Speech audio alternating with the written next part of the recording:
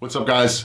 So I had mentioned that I was hoping to do a pretty cool video about something new. Lately I've been trying to become a minimalist and just stick to having a few guitars that do all the duties and really just kind of, just keep what I need and not have so much excess and pass some things along. But a couple weeks ago I stumbled upon this guitar and it was burning my brain. Then I went back and I played it and then I left, and that was the longest 2 days of agony. I tried to make a little bit of a deal, and my friends at Empire Guitar really helped me out.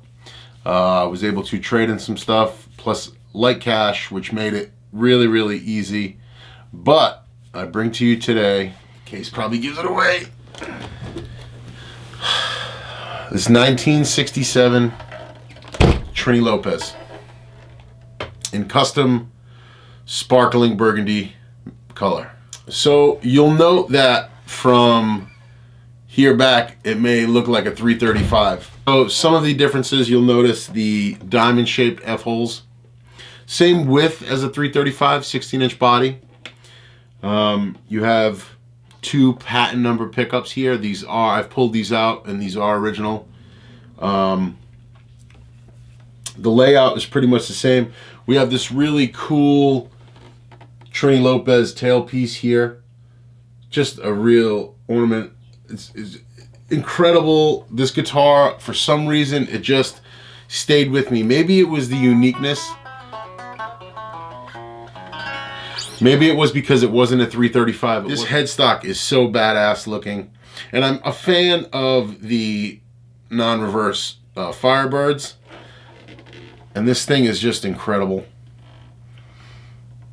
This guitar has so much tone. This is, from what I was told, this is a one-owner guitar. This guitar is a factory second. And I did confirm that. The back of the headstock does have the little 2 there, noting it is a second, or it didn't necessarily pass Gibson's quality control. Now, for some strange reason, when I started researching these, I noticed that a lot of the custom color Trini Lopez were all stamped with the 2. Now, there's a couple of things you can look at. Could it have been that they didn't lay the paint on right? If you look at the sides of the neck here, it's almost a gold color. In the top there, it almost gives you a gold look. In the back, you have to look really close. See, there's all that sparkle though. It's so beautiful. Under the guard is just this insane candy apple red color. I'll pull it off in a second. But I was wondering if maybe these necks were, at some point, they tried to use them for something else and they said, well, let's not scrap it. We could glue a headstock on or something. I don't know what necessarily made them a second. Like I said, maybe the quality control with Gibson was so high then that, if they didn't lay on that sparkling burgundy color properly, then the guitar was offered at a discount rate because of the factory second. Now, obviously time has passed and that doesn't matter anymore in this day and age. And this also alludes back to a video I did about trading up and finding guitars. I had a 3/4 scale guitar that I found at a deal for myself, and I was able to use that down the line to get a good trade-in value because I paid a good price for it that was good for my pocket. So I was able to use that to my advantage as a benefit, where I got more for the trade-in than I paid for the guitar. So I was actually making money on it. And then, I also traded in a reverb unit. It's a regular like 66 Fender reverb head unit that I did actually purchase from the guys at Empire. So I finally found a set of patent number pickups that are quite balanced, where I can get this neck pickup to be quite big and quite fat, and you'll hear in some sound clips momentarily.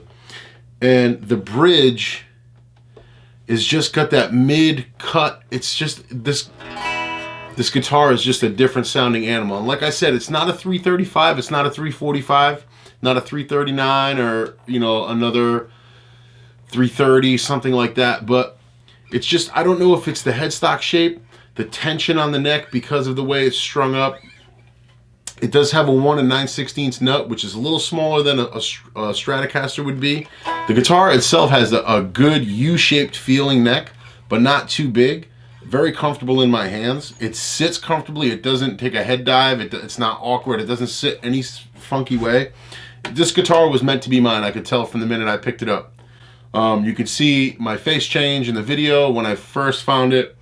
And for all you guys know that I'm buddies with and we text back and forth, I couldn't get this guitar out of my head. I had to get it. I had to work a deal. I had to figure it out. And I asked questions. I said, hey, what would you guys give me in trade? I tried everything I could, and I ended up working out a deal that was great for myself. This beautiful sparkling burgundy color will kind of turn almost a greenish gold copper color once your sweat starts getting in there, once you start wearing away at it. You can see right up here in the horn, it's kind of a little bit lighter. And you can see over here on the neck where it's kind of starting to turn greenish gold, and on the underside as well. And this thing just rocks, When I first got it too, like I made the mistake, which I think that a lot of us do, and let the guitar on its own inspire you. Don't say, well, if I go home and I change the pots out, and I change the bridge out, and I change the tailpiece, I'll drill it for a stop tail, and then I'll put some Seymour Duncans in, or another, pickup company, and then I'll do this and I'll do that, and then once I do that, it'll be great. Let the guitar on its own play it and speak to you and say, yeah, this is a keeper. So I said, oh, it's got these nylon saddles, gotta get rid of that. I gotta get an ABR1 with some steel saddles. And then I said, well, those nylon saddles kind of soften the edges a little bit, and they give it a little more like grit and a little more rumble. So I said, I'm not changing anything. I did look inside here. It does have 500K pots, and it does have Black Beauty capacitors. Those are all mods you would do to a guitar anyways. There's no reason. This guitar screams. It has chime. I plugged this into my my 64 Pro amp, and just the amp and the guitar plugged in on 5. It was heavenly. I hadn't touched my Strat for a week. I think that if you guys want, in a future video, maybe I can revisit this next week. We'll blacklight the guitar, and we'll show what I may look for and what areas I may look for when, thinking about making a purchase. And maybe we'll pull the pickups out. We can test those, and we can verify that we have our patent number stickers on there. We can get a peek at the pots and the cap. But this guitar is just, I'm so happy I have this guitar. I haven't turned away from my 335. I like that black 335 I have, but that 335 is now gone in the case because this thing is just, it's become inspiring. This with a wah-wah on the floor and an amp turned up, you don't need anything. You can click that wah on and you'll get all the feedback you need. The frets are original.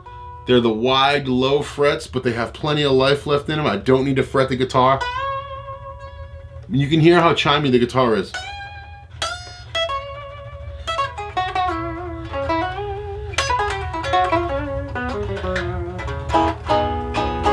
Again, I'm really interested if anybody has any information regarding the factory second, some reasons why. I'm leaning towards, because this guitar was a custom color, and in some spots it looks a little darker than most.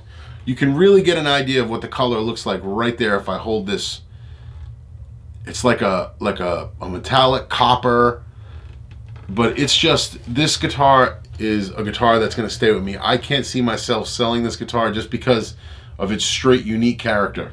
A little bit of info I can read from you guys. Less than 2,000 Trini Lopez models were produced between 1964 and 1970. And in 1967, right here, there were approximately 770 total being shipped. Out of all these, Cherry was the most common, with Pelham Blue being the most produced custom color, followed by Burgundy Sparkling Red, and finally, the most rare of all, Black.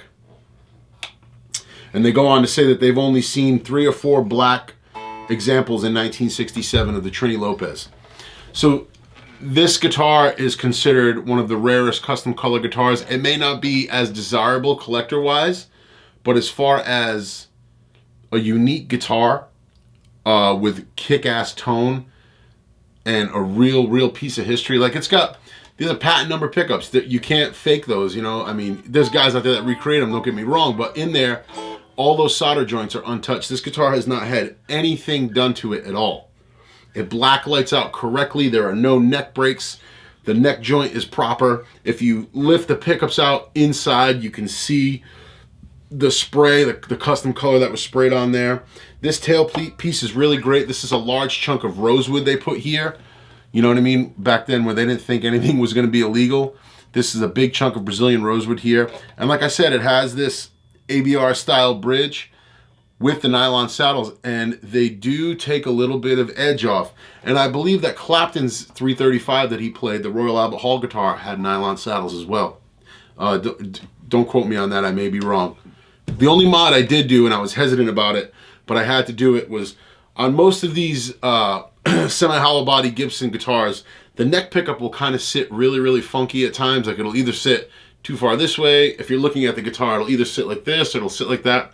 So the ring itself, I just flipped the ring around 180 and put the pickup still in the same position with the magnets pointing properly towards the neck itself. But other than that, I didn't touch anything. And even then, I was worried about, would that mess something up? Because the guitar just, what sold me on this guitar was the way it sounded just on its own. I plugged it into a Super Reverb at Empire guitar. I put it on 8, and I played it, and I said to myself, okay, I got to make a deal for this guitar. I knew right away it was coming home.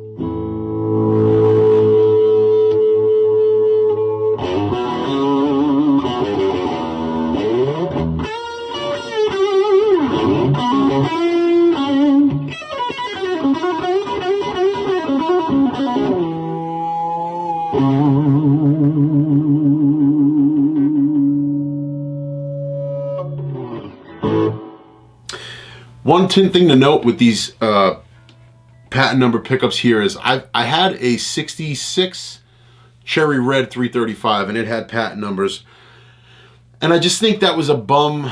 I think that was just a dead piece of wood. The guitar just wasn't alive, and you know, it moved on.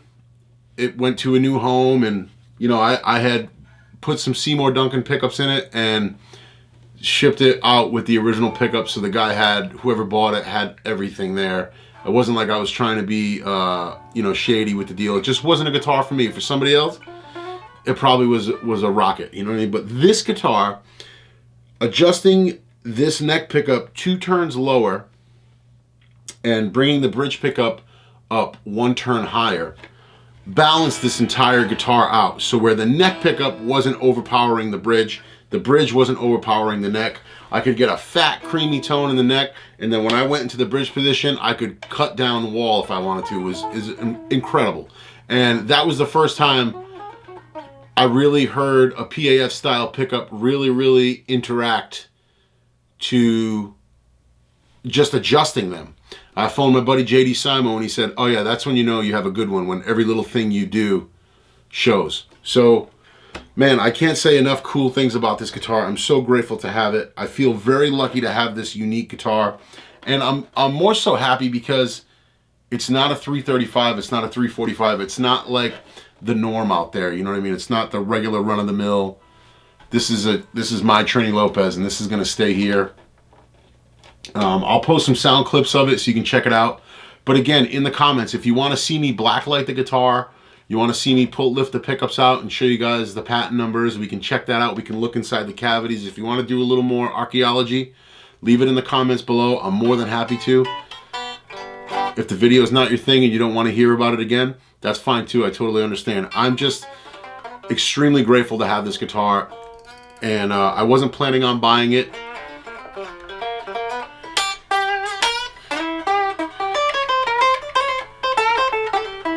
Empire takes care of me. I can't say enough good things about those guys. Thanks to those guys for working with me, for always being fair, always being my first shop I stop into, and thank those guys for getting this guitar.